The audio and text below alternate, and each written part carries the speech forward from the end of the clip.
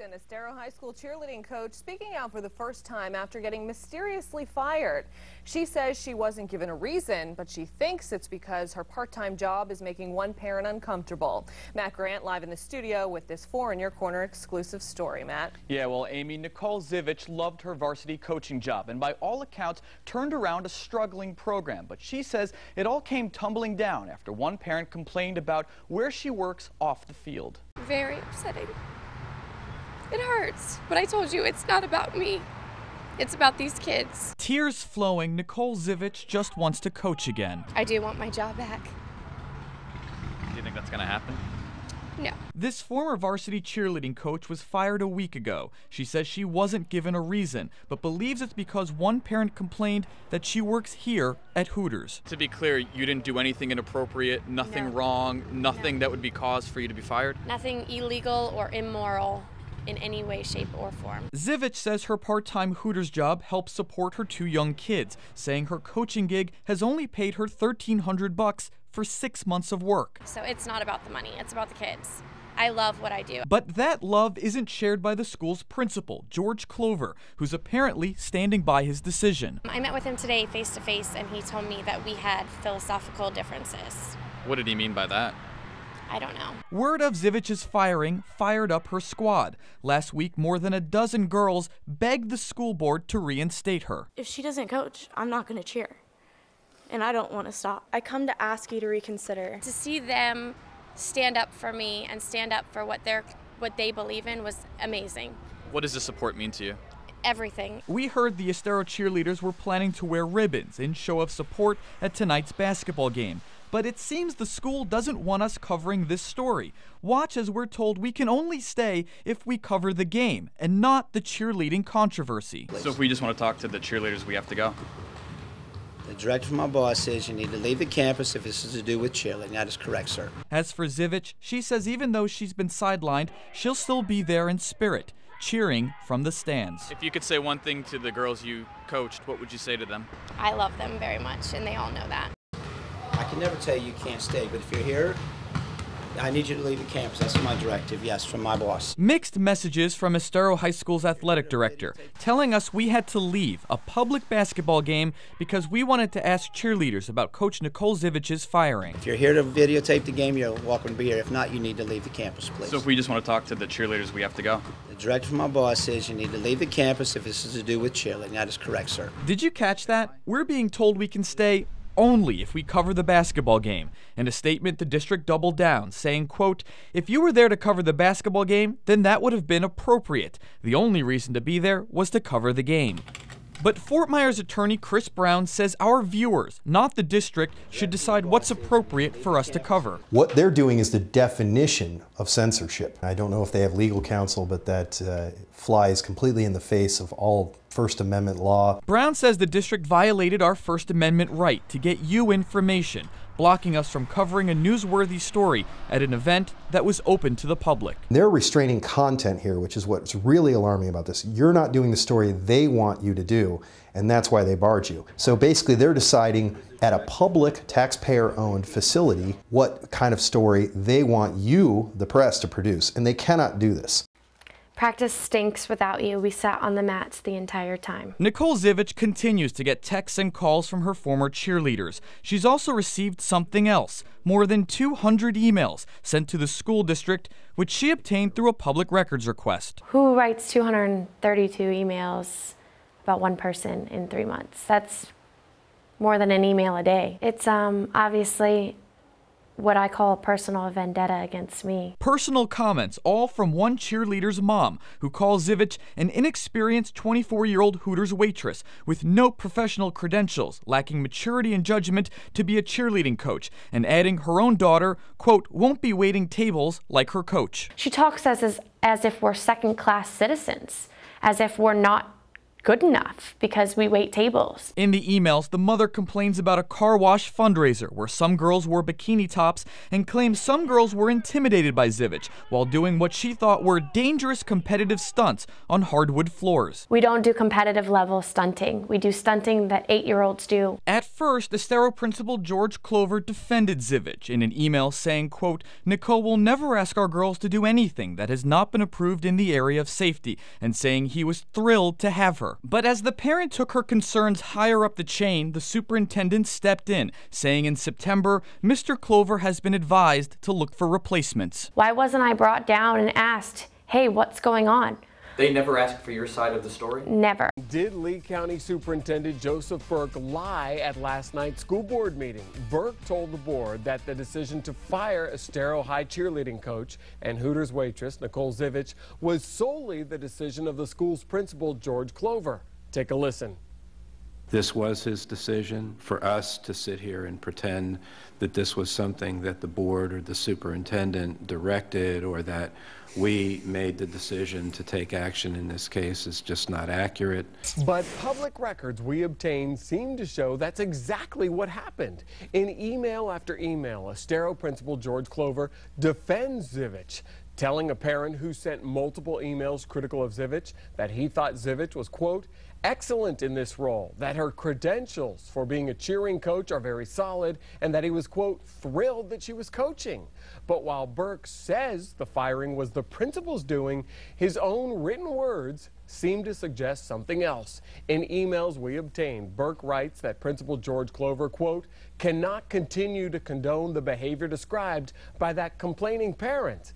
And a month before she was fired, tells board member Jeannie Dozier, Mr. Clover has been advised to look for replacements. So if Principal Clover was advised to look for replacements, was the decision to fire Zivich really his own? We reached out to the school district and the principal. Both say they cannot comment on personnel issues, but all of this raises another concern. Was the superintendent inappropriately lobbied by the school board's vice chair, Jeannie Dozier, to fire that coach? Moments after confronting the school board, former Estero coach Nicole Zivich stood stunned. And I feel like they're all just covering each other up right now, and Dr. Burke's easy way out is to blame it on my principal. That blame, she says, goes to one parent, Sue Jacobsey, who sent the district a barrage of complaints against her. A number of those complaints were sent to board vice chair Jeannie Dozier, who Jacobsey admits having a friendly relationship with. 2 weeks ago, Dozier addressed the cheerleaders for the first time, telling them this. Anytime there's issues that involve employment, the board members are kind of out of that realm. We really are not involved in that. But it seems Dozier was involved. Although she never directly called for Zivich's firing, she was clearly weighing in on the personnel issue. According to her own emails, Dozier told Jacobsey, quote, no student should be placed in any more danger, responding to concerns cheers were performed without mats. On September 19th, Dozier tells Dr. Burke she was, quote, very concerned about bad judgments being made by Zivich, telling him it is time for some form of action to be taken before something really bad occurs. Please take care of this right away. She goes on to say the principal, who supported Zivich, was, quote, not the one to deal with this, saying it should be dealt with someone higher up the chain. And on November 10th, a little over a week before Zivich was fired, Dozier tells Burke, quote, Joe, this is really becoming out of control. Someone needs to demonstrate leadership and get that sponsor advisor under control. I think that there's clearly an intent here to direct the superintendent to take some sort of personnel action, which is totally inappropriate for a school board member to be doing. Inappropriate because, as we discovered, the Florida School Board Association tells school board members not to get involved in personnel matters. And according to the district's own policy, the school board shall limit its action to establishing policy. Why wasn't I brought down and asked, hey, what's going on? They never asked for your side of the story? Never. We wanted to get Dozier's side of the story, calling her at least 3 times over 2 days on her cell and at work, and reaching out to the district by phone and email. Our calls were ignored. Can I ask you any questions?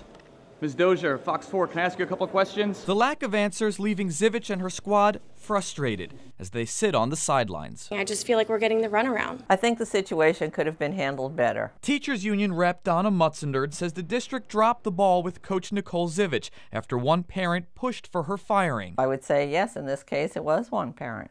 And If it was just one parent that caused her to be fired, is that right? Probably not. That parent had an ally in school board member Jeannie Dozier, who told Superintendent Joseph Burke it was, quote, time for some form of action to be taken before something really bad occurs. Please take care of this right away. And that may have been crossing the line. Can a board member do that? Well, they probably shouldn't. Even though the Florida School Board Association tells board members not to get involved in personnel matters, Mutzenard says that rule isn't always followed. It's not uncommon because, like as I said, they are lobbied all the time. In this instance, Dozier was lobbied by Sue Jacobsey, a parent who campaigned for her and admits the two have a friendly relationship. I asked Mutzenard if she worried that a passionate parent could get a teacher fired. Yes, I always worry about that. And I have represented teachers in the past because of complaints. Another complaint she has is that Burke told the board he had no role in Zivich's firing, even though emails show he told Dozier the principal had been advised to look for replacements. It raises my antenna to watch things a little more closely. Was the Estero High School cheer coach and Hooters waitress fired without getting a fair shake? Well, that's what one school board member says, telling us the superintendent didn't want to hear her side of the story. 4 Your Corner's Matt Grant live in the studio with more on this one. Matt? Emily, Nicole Zivich was fired 3 weeks ago after one parent bombarded the school district with complaints. And now one school board member confirms what Zivich has been telling us since the beginning. They never asked for your side of the story? Never. Nicole Zivich has always told us the district never bothered to get her side. And now school board member Don Armstrong says that's because they weren't interested. Do you think her firing was a mistake? Yes, I do. I believe it was a big mistake. Armstrong says he met with Superintendent Joseph Burke recently, who told him they don't need to hear Zivich's side. So you're saying the superintendent told you they don't need to get her side of the story? Yeah, he said that he's already talked to the principal and he didn't feel that he needed to talk to her. What do you make of that? Disappointed. But not as disappointed as Zivich, who wrote Burke a letter before she was fired, but never heard back. I still think that they should have asked me, even if their decision was final, they still should have asked me for my side. Surrounded by the girls she used to coach, Nicole Zivich came looking for answers. I hope that tonight we can sort of get to the bottom of this. But Zivich and her former squad have been trying to get to the bottom of this for 2 weeks. We're not taking this lightly, and we're not going to stop until we get answers. Answers promised by board chairperson Mary Fisher 2 weeks ago. We certainly are sure that you'll get some answers. But Superintendent Joseph Burke made it clear those answers aren't coming. I hope that the students that spoke tonight on her behalf were not misled by anything that may have been said at a previous board meeting. We do not make public comment about personnel issues. And this is all the stuff that I have to bring back. Estero senior Haley Claudio quit the team in protest, a decision she doesn't regret. I mean, I've had teachers tell me that they really support what we're doing and they think that standing up for what we believe in is good. Claudio was one of 20 girls who left the squad after coach Nicole Zivich was fired. That decision angered many on the team, some turning to Facebook to voice their frustrations. Girls, cause drama and girls get upset and let the emotions get the best of them. My daughter's at home crying because people have said some pretty mean things to her on Facebook. At the center of this cheer controversy is this parent, Sue Jacobsey, who bombarded the district with complaints against Zivich. Now she says her daughter's paying the price. They can blame me and hate me, I don't care, but I would just ask that they be kind to my daughter. Claudio says the online backlash was directed at Jacobsey, not her daughter. Maybe, the way of going about it wasn't so good. Just sit. We caught up with Zivich, who says she's moved on. She's now the co-owner of a gym called Extreme Air Sports and will be coaching a competitive all-star cheer team. One door closed, another one open. I'm just lucky enough to have this opportunity. An opportunity that's also turning into a reunion. She was a really good coach and really inspirational, and she really motivated us to do our best. Many of the girls Zivich used to coach quit Estero's cheer program and now want to cheer for her. Because we love Nicole as a coach and as a person, she's just near and dear to all of us. I don't really like Estero's cheer, so. Why not? It was different when Nicole left. I know a lot of girls, especially the varsity girls, are coming here instead of going to Estero because of just Nicole being here. And for Zivich, that loyalty means everything. It's a good feeling knowing that they still support me and they love me enough, as much as I love them, to come and cheer for me here. I asked her what she'd say to the Lee County School District, to the people who wanted her out. I would say thank you. Because if that never happened, this wouldn't have been possible. Still, with success comes a little revenge. On some level, do you feel like you're kind of sticking it to the Lee County School District? I sure hope so.